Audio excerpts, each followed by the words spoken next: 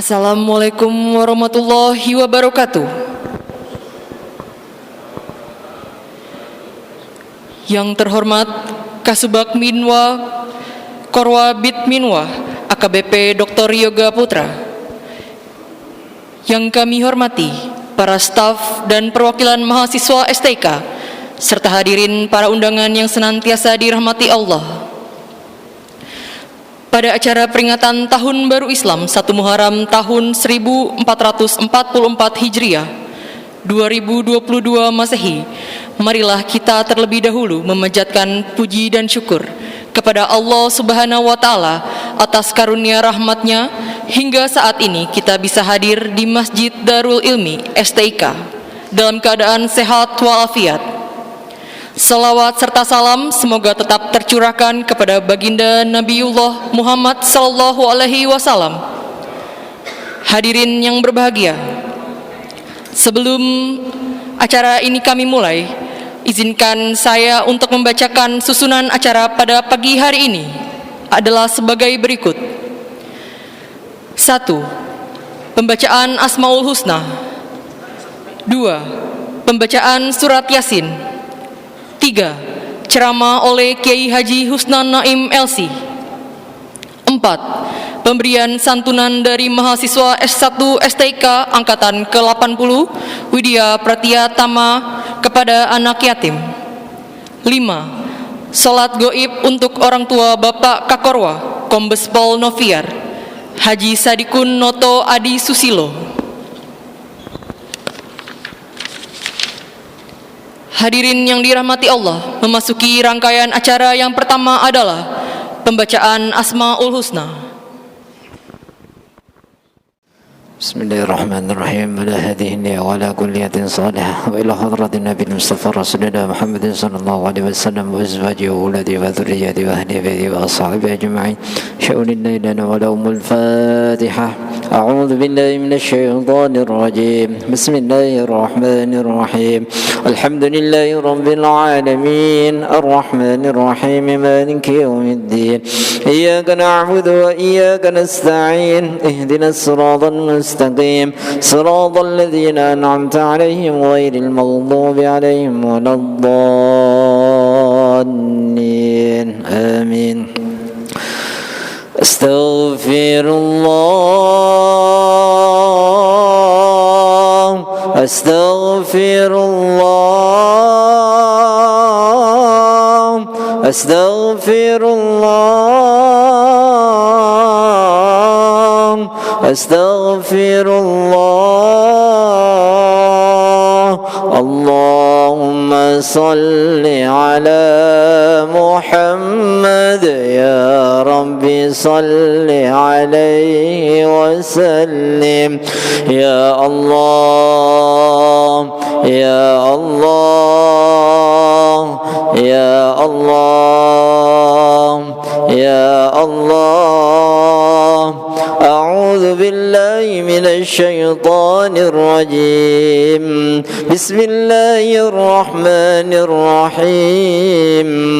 Walillahil asmaul husna fad'uhu biha wa dharul ladzina yulhiduna fi asma'ihi sayujzawna ma kanu ya'malun. Ya Allah, ya Allah, ya Allah, ya Allah, ya Rahman, ya Rahim, ya Malik, ya Quddus, ya Salam, ya Mu'min, ya Muhaimin, ya Aziz, ya Jabbar, ya Mutakabbir, ya Khaliq, ya Bari, ya Musawwir, ya Ghaffar, ya Qahar, ya Rashid, ya Sabur, ya Allah, ya Allah, ya Allah, ya Allah, ya Allah. أعوذ بالله من الشيطان الرجيم بسم الله الرحمن الرحيم ياسين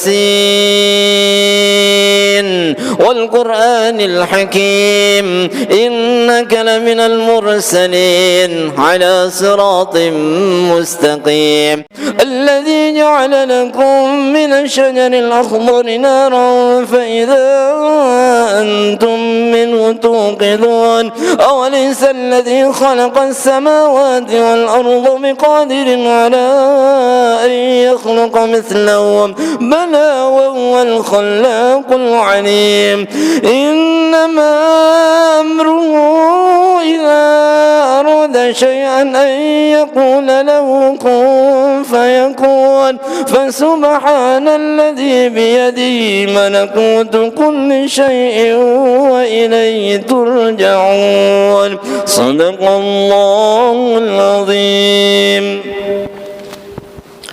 Assalamualaikum warahmatullahi wabarakatuh.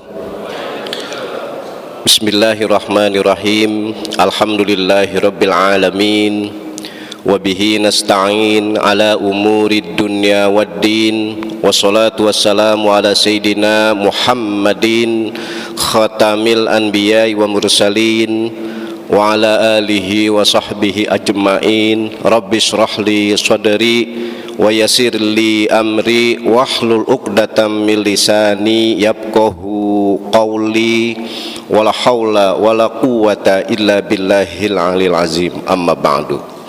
Hadirin wal hadirat, bapak-bapak, saudara-saudara jamaah Masjid Jami Darul Ilmi PTIK yang berbahagia, dalam kesempatan yang baik ini, di waktu yang baik, tentu di tempat yang mulia ini, di masjid, kita sama-sama dalam rangka memperingati ya, tahun baru hijrah.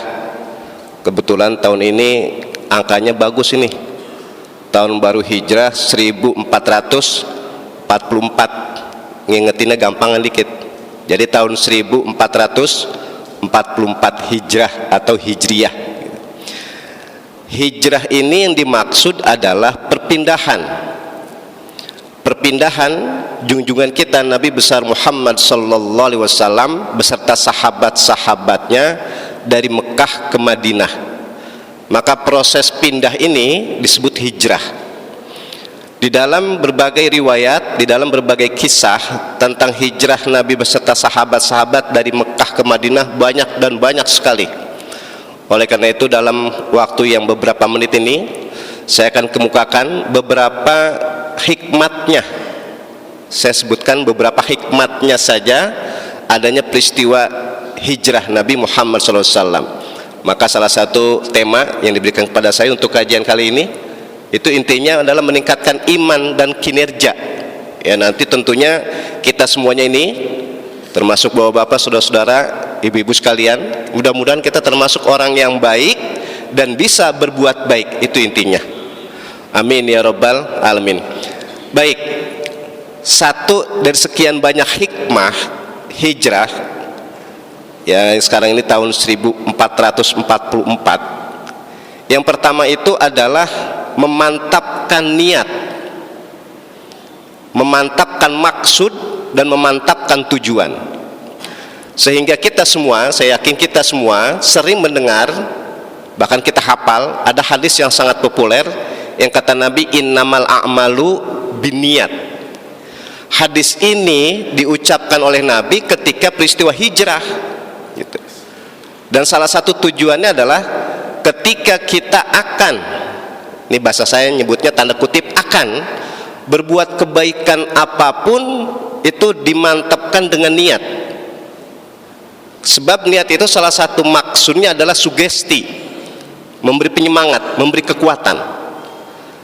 Kita kadang lemah untuk berbuat kebaikan, kita kadang malas untuk berbuat kebaikan, bahkan kita banyak cobaan untuk berbuat kebaikan.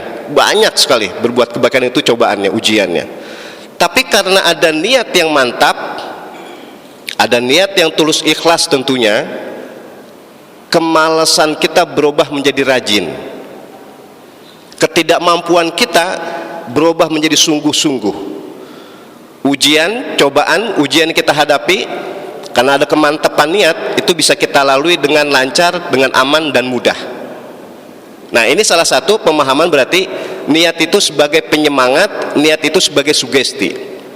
Maka kita dibimbing oleh ulama-ulama kita, ya terutama orang-orang tua kita, akan berbuat kebaikan apa saja kita niatkan. Oke lah, yang paling terkenal kalau mau sholat itu kita sebut usolli fardhu subhi, usolli fardhu zuhri, dan seterusnya dan seterusnya. Itu dengan diucapkan niat secara fisik, ditalafuzkan dalam batin, itu sebetulnya tambah mantep. Cari ngomong Jawa tambah marem gitu. Dan tapi tidak salah, saya bilang nih, tidak salah ada kawan-kawan kita, saudara-saudara kita, ulama-ulama kita, itu kalau niat sholat tidak perlu dilafazkan, di dalam hati aja, dan itu sama-sama benar. Ditalafuzkan, diucapkan, itu menurut madhab Syafi'i afdol. Tapi kalau tidak diucapkan, di dalam hati saja, itu juga benar. Yang penting ada penjiwaan, ada penghayatan bahwa akan berbuat kebaikan, itu disugestikan dengan niat. Maka niat ini adalah salah satu hikmat hijrah Nabi kita Muhammad sallallahu alaihi wasallam, yang menjadi pertanyaan, kenapa kok kita akan berbuat baik pakai niat? Sebab bisa jadi orang yang akan berbuat baik, tapi karena ada gangguan, ada cobaan, berubah, tidak jadi berbuat kebaikan, nauzubillah, justru berbuat kemaksiatan. Maka ada teori, niat berbuat baik tidak cukup, kecuali perbuatannya pun harus baik juga. Bahasa mudahnya gini, niat tidak cukup dengan niat baik saja, tapi harus cara berbuat baiknya harus ada ilmunya, harus ada caranya. Tidak sembarang orang berbuat baik. Kalau salah cara-cara berbuat baik, maka itu akan berlawanan dengan niat baik. Ini sekedar buat anekdot aja. Ini pagi-pagi sekedar buat hibur, apa istilahnya, buat contoh saja. Bahwa Bapak, saudara-saudara, ibu sekalian, begini, orang niat berbuat baik, tapi kalau nggak tahu caranya, nggak tahu ilmunya, itu akan jadi masalah. Saya contohkan begini. Ada seorang bapak-bapak, ya kalau saya bilang bahwa bapak ini umurnya menjelang kakek-kakek dah, sekitar 70-80 tahun. Ada seorang kakek-kakek diri di pinggir jalan, nih kayak di belakang kita nih, belakang Masjid Darul Ilmi nih, contoh ada jalanan begitu. Ketika di pinggir jalan ada seorang bapak-bapak berdiri, kakek-kakek udah ini. Tidak lama ada seorang pemuda liwat. Ketika pemuda liwat melihat ada kakek-kakek di pinggir jalan, itu kakek-kakek tangannya dipegang, diajak nyebrang. Apa Pak istilahnya kalau diajak nyebrang? Diseberangin gitu. Jadi si kakek lagi di pinggir jalan, nggak lama datang pemuda langsung megang tangan kakek-kakek, dia seberangin. Tujuannya menolong si bapak ini, menolong si kakek ini nyebrang. Tapi ternyata ketika si kakek diseberangin, si kakek bukan ngucapin terima kasih, justru marah-marah. Emang pemuda nggak punya pikiran, emang pemuda nggak punya akhlak, memang pemuda nggak tahu aturan. Ternyata si kakek bukan ngucapin terima kasih, justru marah-marah sama pemuda. Akhirnya si pemuda bilang begini, wahai kakek, kenapa kamu bilang begitu? Marah-marah, bukan ngucapin terima kasih, sudah saya seberangin. Apa kata si kakek? Bagaimana saya mau terima kasih, orang saya habis nyebrang. Ternyata si kakek habis nyebrang, makanya jadi di pinggir jalan. Si pemuda, namanya masih muda kan, tahu sendiri kan. Kata pemuda, kalau emang habis nyebrang, tadi ngapa nggak ngomong? Nah, yang pemuda nggak mau ngalah. Lah orang tua kan bijak, si kakek. Bagaimana saya mau ngomong? Ini kalau cara orang Betawi nih, nggak, bagaimana saya mau ngomong? Lu udah tarik aja tangan saya, kagak pakai nanya lagi. Ini yang dimaksud tadi, bahwa Bapak, saudara-saudara, ibu sekalian, niat berbuat baik bagus, tapi harus diiringi berbuat baik itu ada ilmunya, ada caranya.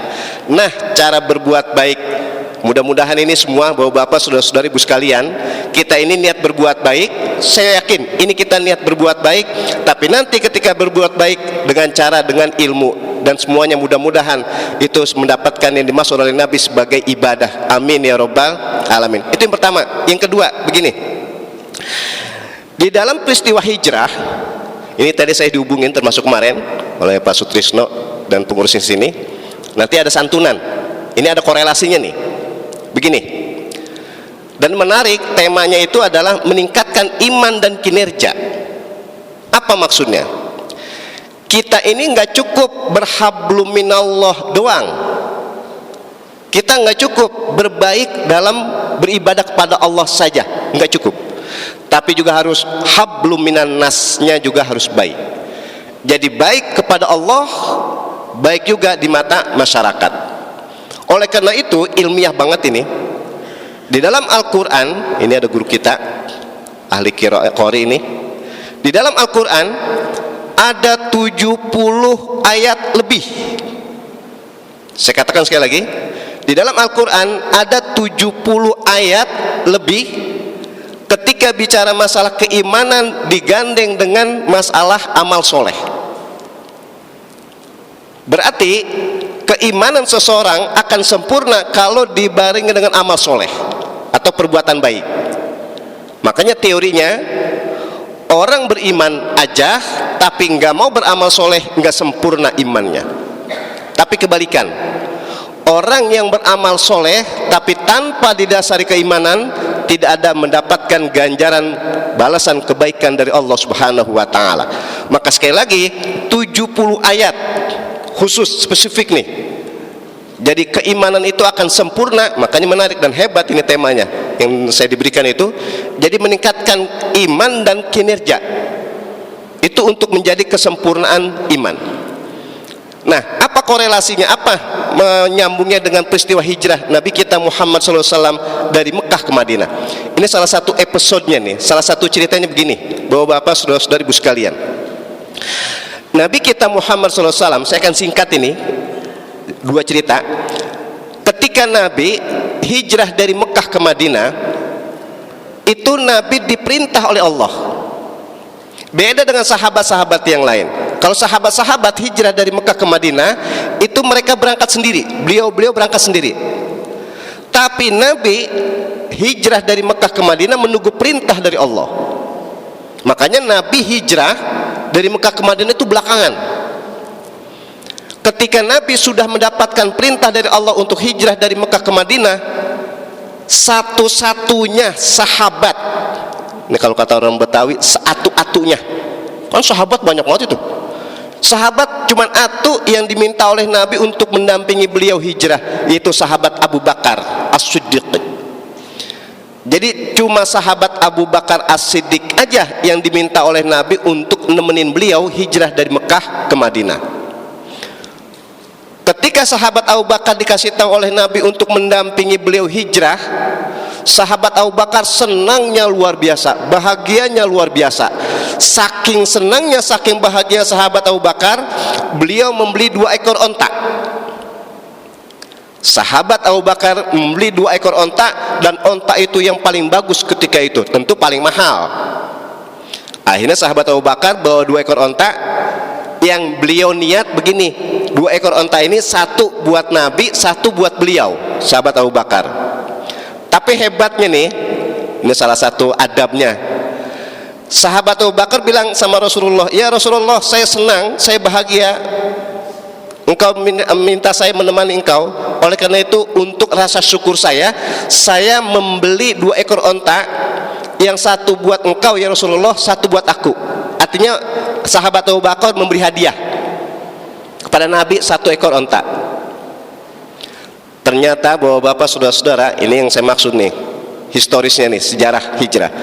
Ketika Nabi dikasih hadiah 1 ekor onta untuk hijrah dari Mekah ke Madinah yang diberikan oleh sahabat Abu Bakar, Nabi menolak.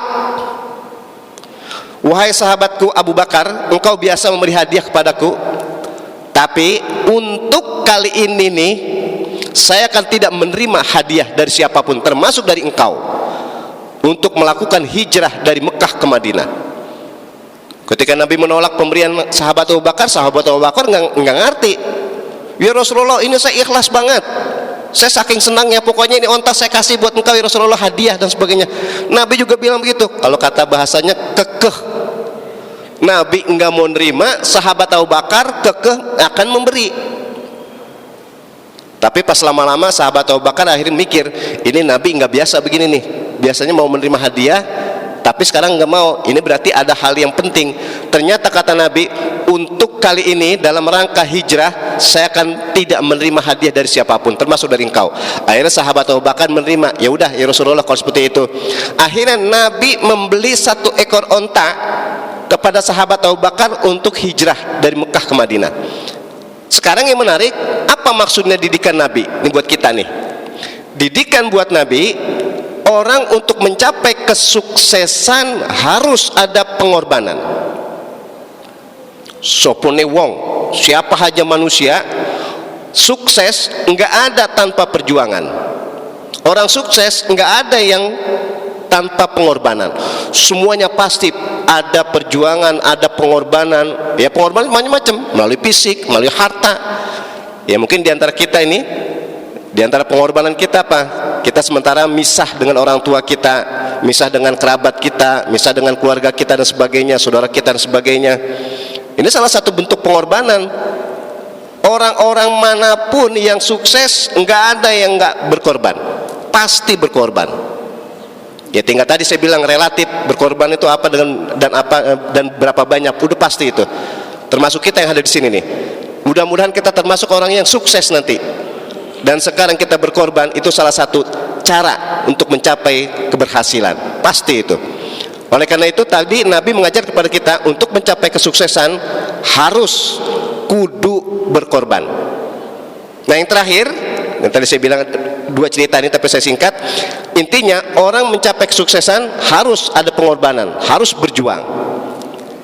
Yang terakhir ini yang saya maksud, ketika Nabi sampai ke Madinah, Bapak-bapak, saudara-saudara, ini intinya nih. Sampai ke Madinah, itu sahabat-sahabat yang sudah ada di Madinah itu pada berebut tali onta Nabi. Sahabat yang ada di Madinah itu pada berebut tali onta Nabi. Tujuan apa? Biar Nabi menetap di rumah beliau. Ya Rasulullah, udah netap di rumah saya aja. Yang satu bilang begitu, ya Rasulullah netap di rumah saya aja. Yang dipegang tali onta, maksudnya biar ngikutin. Semua sahabat pada pengen Nabi menetap. Jangan di orang Jawa biar ngalap berkah gitu. Jadi Nabi biar netap di rumah sahabat. Sahabat itu punya keyakinan kalau Nabi menetap di rumah beliau itu ada nilai keberkahannya. Karena saking banyaknya orang pada berebut, akhirnya kata Nabi begini, wahai sahabat-sahabatku, jangan kau rebut tali onta ini, jangan kau tarik-tarik tali onta ini. Onta ini udah jinak. Di mana dia pas duduk, di mana dia pas untuk menetap, dia akan tahu. Ketika Nabi ngomong begitu, akhirnya sahabat-sahabat yang tadi berebut udah pada melepas. Ya udah, bahasa kita begini, kita liatin ini onta ntar berhentinya di mana. Akhirnya onta jalan. Sahabat memperhatikan semuanya, ini di mana nih onta berhentinya. Ternyata enggak lama onta itu berhenti di suatu pekarangan. Dan di pekarangan itu ada rumah. Maaf ya, maksud saya rumah itu jangan dibayangkan rumah seperti sekarang. Rumah itu sekedar buat ngadem aja, ada pelepah korma doang. Intinya onta itu berhenti di suatu pekarangan dan di situ ada rumah. Setelah ditanya, ini pekarangan dan rumah siapa? Maksudnya Nabi, onta ini berhenti di sini berarti saya akan netap di sini. Akhirnya dijawab, ya Rasulullah, itu pekarangan punya anak yatim. Kata pengurus anak yatim di situ, ya Rasulullah, saya senang engkau akan menetap di sini dan kami akan membayarkan harga tanah yang ada di sini. Artinya orang-orang ketika itu, sahabat-sahabat pada bilang, ya Rasulullah, udah engkau menetap di rumah anak yatim ini, saya akan membayarkan berapa harga tanah itu. Apa kata Nabi? Betul, saya akan menetap di tanah ini, saya akan menetap di pekarangan ini, tapi tetap saya akan bayar harganya. 2 udah ini, onta dikasih tapi Nabi beli, tanah yang mau dikasih tapi Nabi nggak mau, tetap Nabi akan membelinya. Nah, oleh peristiwa inilah sehingga di masyarakat terkenal kalau di bulan Muharram sekarang ini nih, di tahun baru Hijrah, ada disebut namanya lebaran anak yatim. Karena di situ ada kepedulian junjungan kita Nabi besar Muhammad sallallahu alaihi wasallam terhadap fakir miskin, lebih terutama adalah anak-anak yatim. Oleh karena itu mudah-mudahan siapapun kita, saya bilang ini siapapun kita yang mempunyai kepedulian kepada anak yatim, tanda kutip ya, yatim itu orang yang belum balik, makanya nyebutnya anak yatim. Jadi kalau yatim itu anak yang belum balik, bukan yatim patokannya yang tidak ada bapaknya. Kalau patokannya yatim yang tidak ada bapaknya, bisa jadi kita yang di sini semuanya yatim semua ini. Makanya yatim itu patokan adalah yang belum balik. Oleh karena itu mudah-mudahan yang ada kepedulian kepada anak yatim, ya termasuk fakir miskin, mudah-mudahan hidup kita berkah dan mendapatkan sekali lagi keselamatan hidup di dunia dan nanti mendapatkan kebahagiaan pada hari kiamat nanti. Amin ya rabbal alamin. Ini saja yang dapat saya sampaikan. Mudah-mudahan memperingati Muharram, bulan Muharram tahun baru Hijrah ini, ya sekali lagi apa saja yang kita korbankan, fisik, ilmu, tenaga, apapun yang kita korbankan, itu semua tidak lain untuk mencapai kesuksesan. Dan kita nggak tahu berapa tahun lagi kita akan termasuk orang-orang yang sukses. Tapi sukses bukan hanya sukses di dunia, akan tapi juga sukses di akhirat nanti. Itulah salah satu tema yang hebat, meningkatkan keimanan dan meningkatkan kinerja. Mudah-mudahan doa kita semuanya dijawab oleh Allah Subhanahu wa taala. Amin ya rabbal alamin. Demikian yang dapat saya sampaikan, diteruskan dengan acara yang lain. Doanya sekarang apa nanti aja? Sementara kita tutup doa dulu ya. Baik. Berarti doanya nanti aja. Baik, sementara dari saya demikian. Wallahul muwaffiq ila aqwamit thoriq. Assalamualaikum warahmatullahi wabarakatuh. Dipersilakan untuk orang tua dari anak yatim untuk mendampingin